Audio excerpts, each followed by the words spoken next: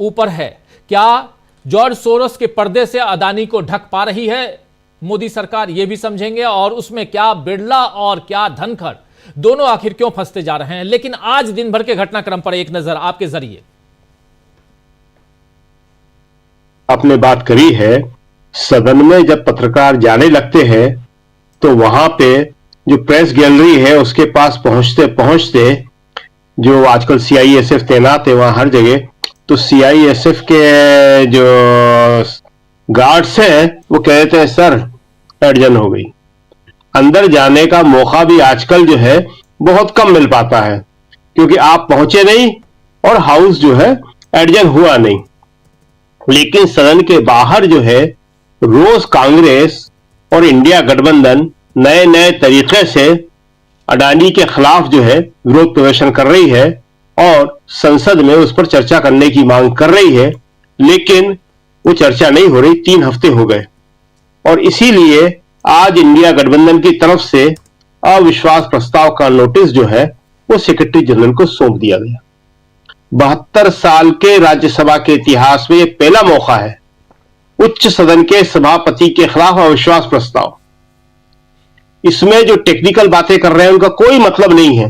अविश्वास प्रस्ताव पेश करना ही अपने आप में बहुत बड़ी बात है और इसके जरिए विपक्ष ने कह दिया है कि हमें आप पर विश्वास नहीं है। लोकसभा में 3 बार अविश्वास प्रस्ताव आ चुका है, लेकिन लोकसभा जो होता है जनता का सदन होता है, वहां पे बहुत सारी बातें होती है, बड़ा सदन होता है।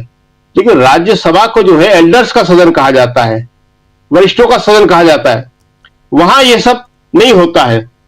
और वहां के सभापति के खिलाफ जो लिखा गया है उसमें 4 पेज का वो नोटिस है, उसमें लिखा गया है कि आपके पक्षपातपूर्ण रवैये के कारण तमाम आरोप लगाए गए हैं उसमें। और आपको मालूम है कि इससे पहले पिछले सत्र में भी विपक्ष जो है उप सभापति जगदीप धनखड़ जी के खिलाफ अविश्वास प्रस्ताव ला रहा था, लेकिन आज जयराम रमेश ने कहा कि हम नहीं चाहते थे, ऐसी परंपराएं शुरू करना नहीं चाहते थे। हमने एक मौका दिया कि शायद हृदय परिवर्तन हो जाए, तरीकों में परिवर्तन हो जाए, भेदभावपूर्ण रवैया छोड़ दे। हमने पिछली बार जो है अविश्वास प्रस्ताव पे 86 साइन हो गए थे और उसे हमने छोड़ दिया। इस बार जो है वो बहुत सारे गोदी मीडिया और तमाम लोग तमाम सवाल कर रहे हैं, तो जयराम ने बड़ा साफ साफ कहा कि जो मौजूदा सांसद थे उनके हस्ताक्षरों से, जो नहीं है उनके कराने के लिए कोई नहीं गया, कोई जरूरत भी नहीं थी उनकी। और उन्होंने ये भी बड़ा स्पष्ट रूप से कहा कि इसमें कहीं पे भी संविधान में ये नहीं लिखा हुआ है कि कितने सदस्यों के हस्ताक्षर होना चाहिए। ये लोकसभा के लिए है। राज्यसभा का एक भी सदस्य अगर रख देता है तो वो विचारार्थ जाएगा। इसके लिए न 14 दिन के नोटिस की, बाकी सारी टेक्निकल जो बातें की जा रही है वो सिर्फ इशू को डाइवर्ट करने के लिए की जा रही है। अब सवाल बहुत गंभीर है। जब से दिया है सुबह से राज्यसभा के सेक्रेटरीएट में इस पर तमाम तरह की चर्चाएं हो रही हैं और जाहिर है कि सरकार में भी हो रही हैं। सरकार में इसलिए कि सभापति केवल सभापति नहीं है, वो उपराष्ट्रपति भी हैं। सरकार की स्थिति भी ऑड हो जाएगी।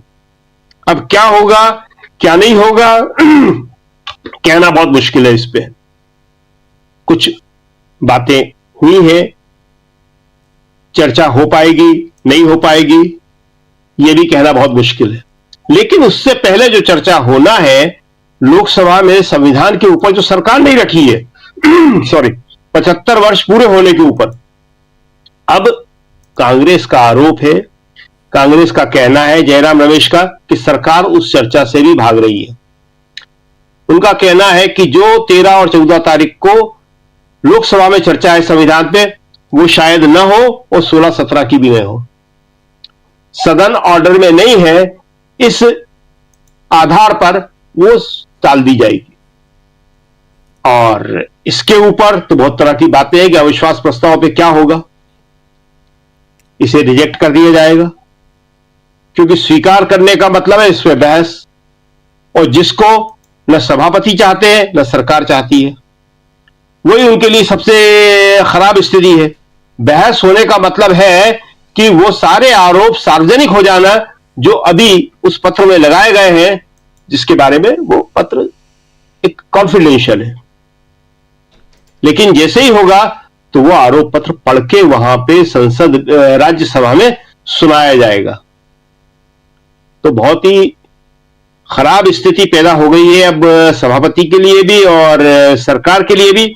सरकार इससे कैसे बचेगी, सरकार इन्हीं के उपायों पर लगातार चर्चा कर रही है। जी राजीव जी। जी बिल्कुल बिल्कुल, बहुत शानदार आपने तमाम मसलों को जो